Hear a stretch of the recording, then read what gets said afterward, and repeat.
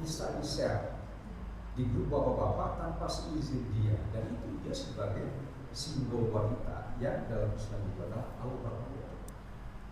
Terjadilah satu dia anak di situ. Dia berkata dalam WA itu, di grup itu sampaikan bapak ini melakukan sesuatu yang dia boleh katakan dia langsung to the point, karena mungkin secara manusiawi, secara manusia biasa emosional, jadi terpancing dengan kelakuan itu. Dia katakan bapak melakukan sesuatu yang tidak sopan, yang tidak beradab, karena melakukan tanpa izin saya. Dan ini ditayangkan di grup bapak-bapak gitu. Nah, kemudian si yang moto ini membalas, dibilang saya motifnya bukan itu motif kucing.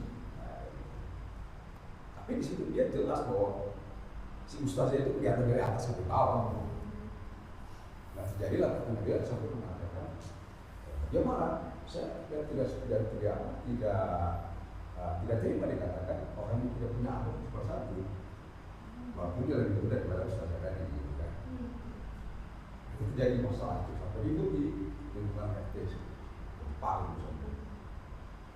Nah itu ketika itu di WA itu sampai dia mengatakan tidak setuju, dan dia minta maaf ya atas saya dianggap tidak melakukan sesuatu yang tidak adab dan tidak sopan. Tapi bahasa itu sih di situ memang ada bahasanya yang lebih besar gitu ya. Dia tidak maaf gitu. Nah itu dalam kasus itu dia kan si ustaznya itu punya suami itu, suami yang memang itu kan sesuatu yang tidak pantas. Pertanyaan saya, apa sebenarnya yang sudah suami tadi? Kemudian yang kedua, dalam Islam itu kan ada yang namanya orang yang mempersatukan, mendamaikan orang yang bertikai atau memberikan pahala yang besar, kan itu lebih baik daripada sholat tidak. Tapi memang ada yang bisa gitu. Bahkan di dalam peraturan pemerintah yang saya baca itu sudah melanggar sebenarnya hukum ITE itu Pak. Saya percaya itu dalam peraturan ada, dalam peraturan pemerintah itu bisa dijelaskan. Tapi seorang ini tetap gak mau terima. Bahkan dia mengurus status di dalam statusnya itu. Dia mencabik-cabik orang itu kan. Itu luar biasa sehingga ini masalah ada. Pertanyaan tadi, jadi sikap suami saya itu harus bagaimana? Kemudian kalau ada orang yang merangkul itu harus bagaimana? Karena ini dua-duanya dia panas karena disebut orang tidak berakal, dan dia silakan saya melakukan itu karena memang memotong kucing yang biasa bikin masalah, bikin berlebihan, dan itu sudah tersebar di bawah itu kan. Assalamualaikum. Waalaikumsalam warahmatullahi wabarakatuh. Ya, cara Al-Quran menyelesaikan konflik yaitu dengan satu metode yang namanya tabayun. Tabayun itu konfirmasi, ya. Dan yang namanya konfirmasi basisnya adalah kerendahan hati, bukan emosi. Karena kalau dua-duanya emosi, maka itu namanya bukan konfirmasi, bukan tabayun. Dan itu pasti akan menambah masalah seperti tadi ya. Nah, seharusnya bagaimana? Seharusnya si ustazah itu bertanya dulu, mohon maaf Pak, ini foto apa maksudnya? Ya, jangan langsung mencap orang itu nggak punya adab. Seharusnya si ustazah tadi bertanya dulu maksudnya apa. Nah, kalau misalkan si bapak yang moto tadi dia bilang, oh saya pengen foto ustazah aja, baru si ustazah boleh ngeluarin, bapak nggak punya adab, bapak nggak punya akhlak, boleh itu. Karena si bapaknya sudah mengatakan saya pengen foto ustazah. Si bapaknya nggak bakal marah dikatain nggak punya adab, karena memang kesalahan sudah terletak pada dia. Tapi kalau si bapaknya bilang, oh mohon maaf Bu Ustazah, itu saya nggak sengaja sedang foto kucing. Maka si ustaznya tinggal bilang, mohon maaf Pak ya, hapus gitu ya. Saya kira Pak, kalau dengan metode tabayun seperti itu, yang prinsipnya itu adalah tidak menggunakan emosi dalam berkomunikasi, ya. Artinya ya berdasarkan kerendahan hati semuanya. Si ustazahnya juga berdasarkan kerendahan hati, husnuzon. Barangkali ini salah nih, saya salah paham, makanya konfirmasi. Kemudian si bapak yang memang tidak punya niat buruk juga, ketika diperlakukan dengan baik, saya yakin dia pun akan bersikap baik, tidak tersinggung. Saya kira akan selesai Pak. Ya. Nah, tapi karena basis utamanya emosi, maka siapa yang mau menerima teguran orang emosi gitu, walaupun dia salah, ya? Karena Pak, emosi pasti disambut dengan emosi lagi. Makanya masalahnya nggak selesai sampai sekarang. Nah, pertanyaannya bagaimana si suami ustazah tadi ya, gitu? Si suami ustazah tadi menyikapi seperti itu, ya? Si suami ustazah tadi menyikapi ya sudah. Kalau saya yang jadi suaminya, saya akan menasehati istri saya. Udah, nggak usah diperpanjang lagi. Toh menurut pengakuan dia itu sedang moto kucing. Kebetulan kamu yang terfoto. Ya udah, ya urusan dia niat baik atau enggak, urusannya sama Allah. Yang penting kamu udah selesai, jangan dibesarkan lagi dengan emosi. Kalau seandainya saya yang jadi suami, saya akan melakukan itu Pak. Karena yang ada di bawah kekuasaan saya istri saya, bukan orang tadi. Kalau saya berhadapan dengan orang tadi, emosi dengan emosi jatuhnya, ya. Maka tugas saya hanya menyiram kobaran emosi dari satu sisi, biar kobaran yang lainnya tuh nggak membesar gitu. Ya. Saya kira seperti itu ya. Ini cuma masalah teknis saja, ya, kesalahpahaman.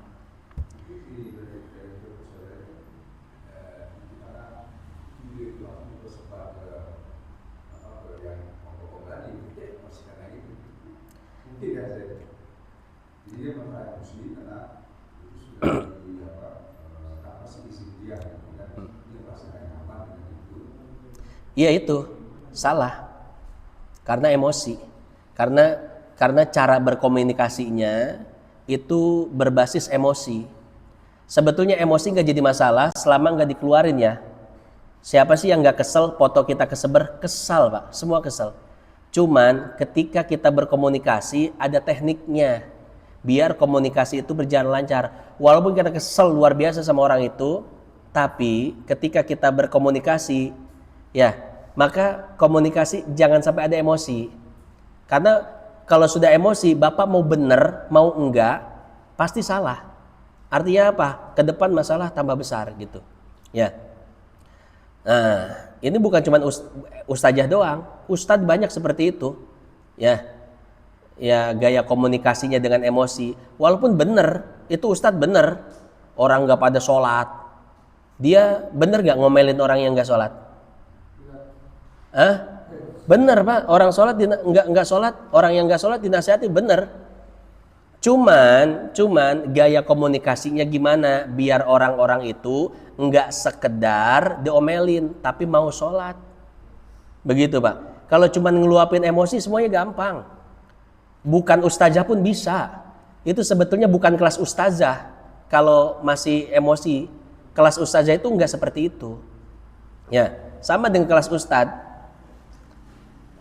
Cuman buat ngomelin ahli maksiat mah gampang. Itu bukan ustad juga bisa. Tapi bagaimana caranya omelan ini bermanfaat? Sesuatu itu bermanfaat, bukan cuma sekedar ngomelin, tapi gimana cara merubah dia jadi sholat. Ya. Begitupun kita ketika emosi, kita kesel nih sama tetangga kita. Nah, ketika kita ingin menyelesaikan itu, maka gayanya gaya tabayun.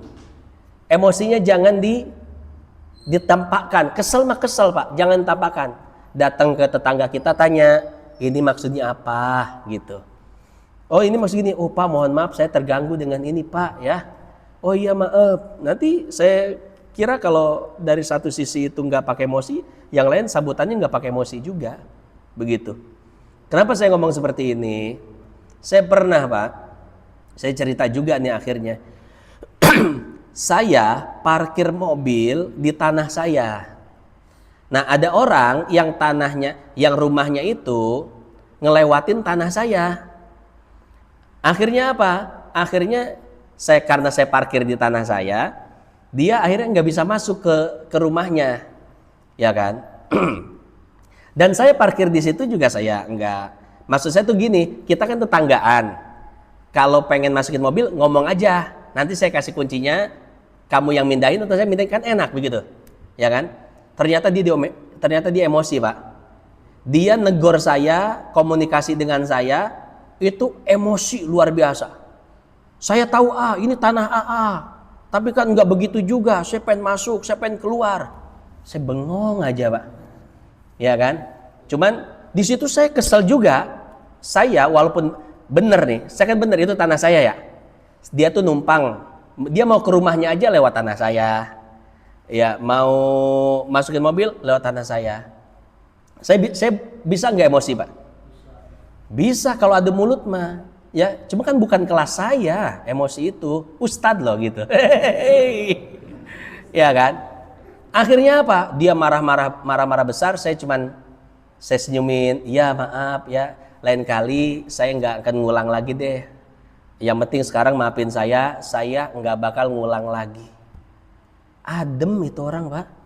Yang tadinya emosi luar biasa, adem. Saya minta maaf tuh dia adem loh. Ya kan? Artinya sesimpel itu tuh gaya berkomunikasi itu. Orang lagi berapi-api jangan kasih bensin. Ya. Iya. Gitu. Artinya gini, Pak. Saya ingin menjelaskan bahwa ya.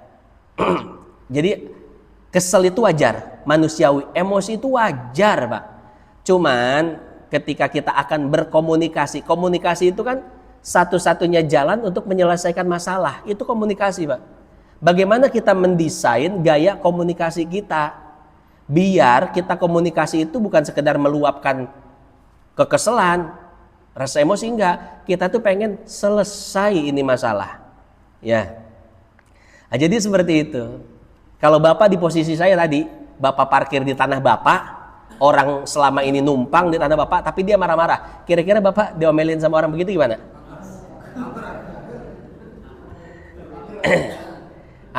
Itu bukan level Bapak, saya yakin. Itu level orang yang nggak ngaji. Kalau Bapak ngaji levelnya, jangan samain lah. Jangan sama lah sama yang nggak ngaji.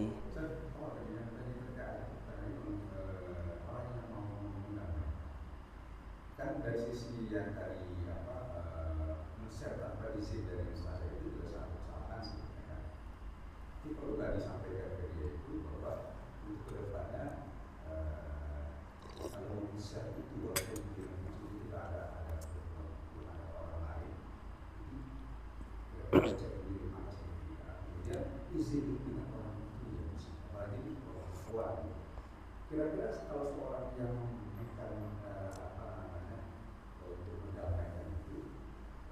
meluruskan dia ini kedua dia menyampaikan terus tadi ya kata lain begitu. Jadi dua-duanya diberikan sehingga itu apakah bisa yang menyampaikan itu. Suatu kesalahan itu harus diluruskan.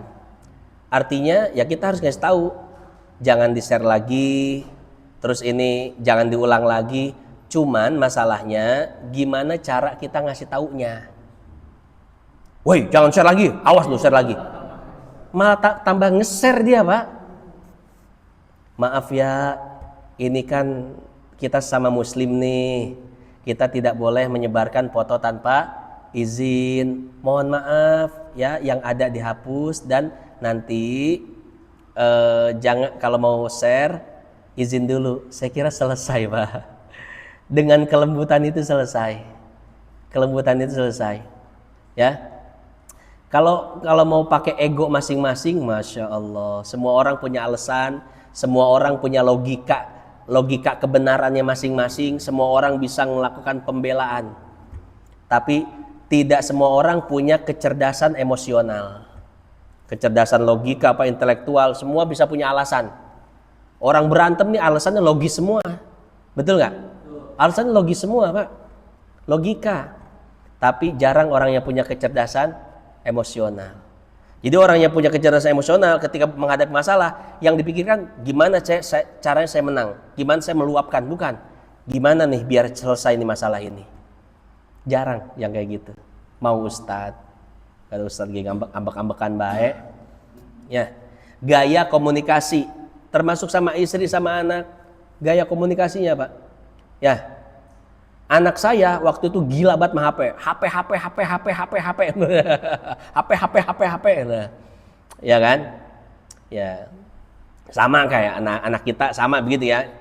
Cuman penyelesaiannya beda. Pak Ustadz, kok saya ngomongin anak saya jangan main HP, dia malah nambah pengen main HP, nggak selesai. Masalah saya selesai, Pak. Karena apa? Gaya komunikasi. Anak saya baru bangun. Anak umur 2-3 tahun baru bangun tidur, kan nyawanya belum ngumpul tuh. Ya, nyawa belum ngumpul. Ketika nyawanya belum ngumpul, saya bilang gini, anak soleh, Masya Allah, selamat pagi anak soleh yang doyan hafal Quran dan gak suka HP. Saya bilang gitu, Pak. Selamat pagi anak soleh yang sukanya baca Quran dan gak suka HP. Masuk. Itu seharian gak minta HP dia. HP padahal saya pegang, Pak, ada. Gak minta, masuk gitu, Pak. Cara, teknik, gaya komunikasi. Dan ternyata komunikasi paling bagus adalah ketika seseorang itu awal bangun. Praktekin, Pak, ke istri Bapak. Istri Bapak nih awal-awal bangun. Ya, istri solehah yang Masya Allah, yang apa? Ya pokoknya yang ngizinin suaminya nikah lagi. Wah. Oh, itu beda urusan itu. Ya. Pak, pokoknya Pak itu ya, kalau ini sama ini ya, sama anak sama istri ya. Bapak pengen ngerubah istri, pengen ngerubah anak. Itu gaya komunikasinya dari awal dia bangun ya. Dari awal dia bangun langsung doktrin tuh. Masuk ke ruhnya dia langsung. Ya, istri lembut, istri solehah, istri yang sabar, masuk gitu, Pak. Seharian yakin gak bakal marah-marah dia. Sabar, masuk gitu.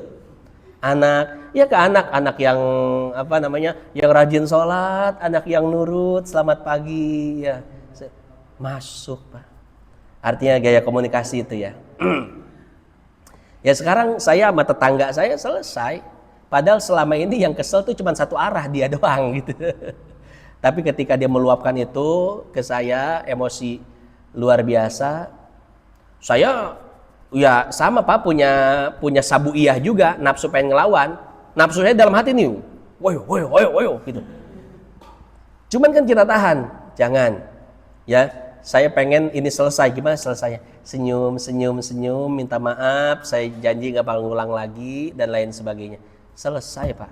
Dan pada akhirnya dia tahu itu tanah saya, malu sendiri. Akhirnya dia sering nganter sesuatu ke saya. Ya, sering ngasih sesuatu sama saya gitu. Iya. Ya, kurang lebih seperti itu ya. Ya gaya komunikasi lah, perbaiki teknik gaya. Karena di Al-Qur'an itu, Pak, banyak ribut-ribut orang soleh dengan orang soleh.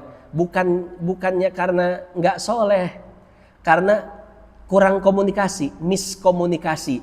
Yang ini nyangka maksudnya gini, yang ini nyangka maksudnya gini. Makanya Syekh Ibnu Athaillah ngajarin perasaan itu wilayah Allah, pikiran wilayah Allah. Nggak usah nebak-nebak perasaan orang, nggak usah nebak-nebak pikiran orang. Caranya gimana? Konfirmasi. Itu foto, mau moto saya moto kucing. Kalau dia bilang moto kucing, selesai. Kita cuma minta hapus ini segala macam, selesai gitu. Ya, nebak pikiran orang. Wah, dia nih sul adab nih, moto-moto saya nih, nebak pikiran orang. Itu wilayah Allah. Makanya kita ikut campur wilayah Allah tuh nggak bakal selesai Pak urusan. Apalagi pakai emosi, ya. Kita kalau nggak bisa nebak hati orang, pikiran. Kalau ada sesuatu tanya aja nih maksudnya apa. Kalau dia bilang gitu ya udah begitu. Cuman kita tolong yang ini dihapus, yang ini nggak boleh gini, yang ini begitu, selesai. Ya, Wallahu a'lam. Kurang lebih seperti itu.